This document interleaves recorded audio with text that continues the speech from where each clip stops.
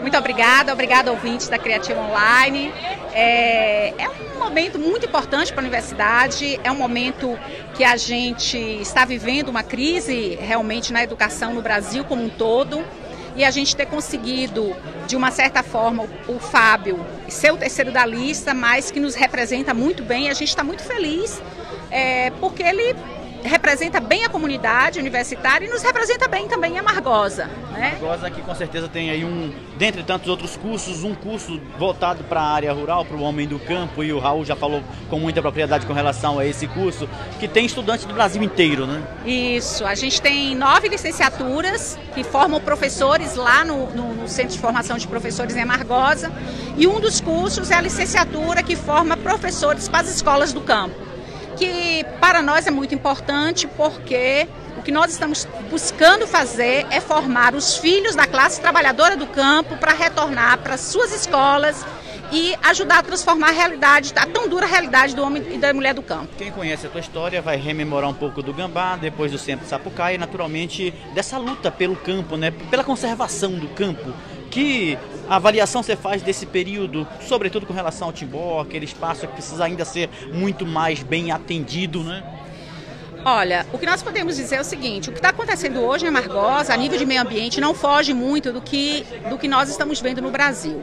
O que está instalado no país como um todo é um processo de destruição do meio ambiente. Nós estamos acompanhando aí o mundo inteiro se mobilizando, né, pelas queimadas que está tendo na Amazônia, porque isso vai alterar, né, o clima no mundo, né, no planeta como um todo. E a Amargosa não é diferente. O Timbó está lá, nós trabalhamos duramente para conservar, mas nós sabemos que a conservação não depende somente de uma ou duas pessoas, depende principalmente da vontade dos moradores entenderem que o meio ambiente não é de algumas pessoas, é um patrimônio de toda a humanidade. A Serra da Jiboia talvez viva um momento diferente, porque não tem tantos moradores assim como existe lá no Timbó. Claro que a Serra da Jiboia, talvez, me refiro àquele limite ali entre Castro Alves, Santa Terezinha, Elísio Medrado, Amargosa e São Miguel das Matas Vazedo, perdão, Amargosa não limita, talvez seja um pouco diferente nesse sentido, né? É, mais ou menos, porque quando a gente passa pela Serra da Jiboia, o que a gente vê é muito também uma cortina, mas por trás do que está acontecendo por trás é muito desmatamento. Então, assim, se nós, por exemplo, se você pensar em São Miguel das Matas não tem mata mais, né? Se nós andarmos, eu conheço São Miguel, conheço o município todo, e o que ficou de mata em São Miguel praticamente não existe mais Mata Atlântica. Então, aquela pequena parcela da Mata Atlântica que está em Varzedo, Elísio Medrado e um pouquinho de Santa Terezinha está assim ameaçada, está sendo desmatada, né, queimada. Uma área de preservação de que se passagem, e que deveria se tornar ainda todas as auras, ainda não é uma área de preservação. É uma luta que se tem para se criar uma unidade de conservação naquela área, mas de fato ainda não é. Aliás, infelizmente, né, como todas as políticas públicas neste país, né, que se transformam, a gente investe muito dinheiro, investe muito esforço, mas a gente não consegue de fato fazer as coisas acontecerem para durar, para que as futuras gerações possam usufruir. De fato, a gente não está fazendo isso. E o que eu posso dizer é o seguinte: a herança, o que nós estamos deixando para as futuras gerações é a pior herança, né, que a humanidade possa deixar para seus filhos e para seus netos. Nós não estamos deixando nada bom. No cenário nacional também, o governador, o presidente da República, em vez de melhorar, ou pelo menos minimizar essas polêmicas todas, cada vez que abre a boca, se manifesta, o problema aumenta, né? Pois é, um problema de se ter um completo idiota na presidência, né? Pessoas que votou com ódio, colocou uma pessoa que é desequilibrada, tem atestado, né, que não poderia nunca, foi afastado da própria exército, porque tem desequilíbrio mental, uma pessoa que não governa, uma pessoa que fica no Twitter, uma pessoa que demite, né, e não respeita funcionário público, não respeita a política pública, para ele não existe nada. Por quê?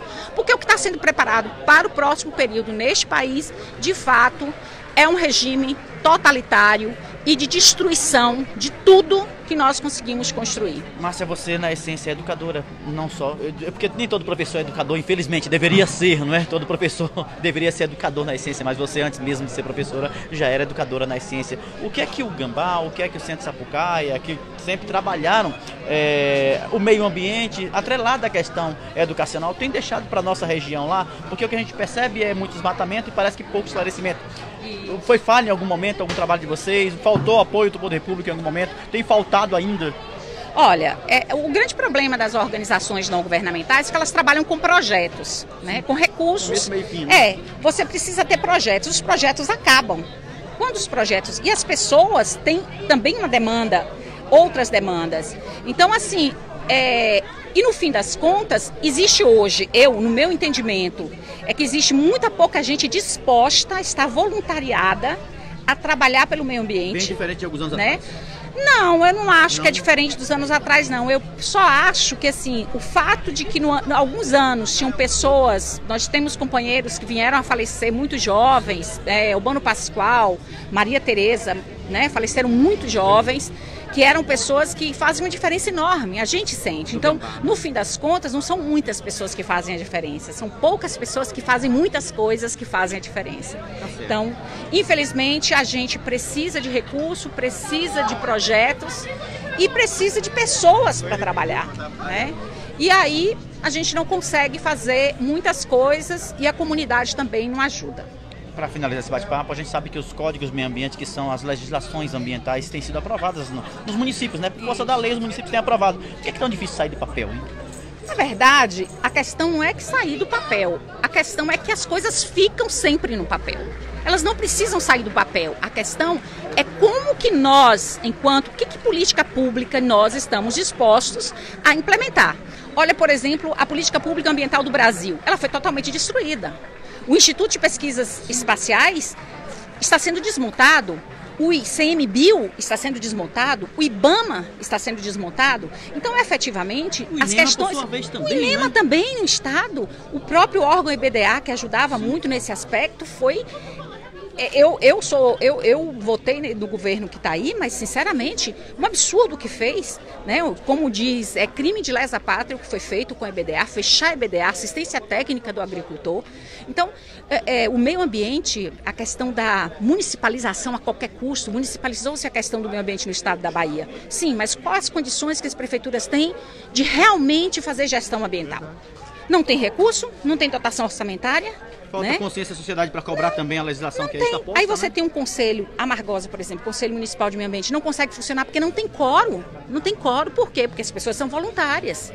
E quantas pessoas estão dispostas, de fato, a estarem, né, se voluntariando para fazer qualquer trabalho social? Não precisa ser do meio ambiente, não, que seja qualquer um. Então, assim, você tem uma população que está apática. Né? Uma hora ela culpa, né, o PT por tudo que e elege uma múmia para a presidência da República, um completo idiota, um fanfarrão, né? E a gente, por outro lado, sociedade civil, a gente acaba ficando refém desse ódio que foi implantado no Brasil. Um meio de comunicação que distorce tudo, né? E as pessoas que poderiam ter acesso a uma educação de qualidade também não está tendo. Então, nós estamos realmente numa situação, passando um momento histórico no país, de extrema gravidade, em todos os setores. Haveremos de vencer, digo nós brasileiros. Um abraço, obrigado pela atenção e boa sorte, viu? Obrigada a você, Magno, obrigada a vocês da Criativa Online e boa sorte para todos vocês também.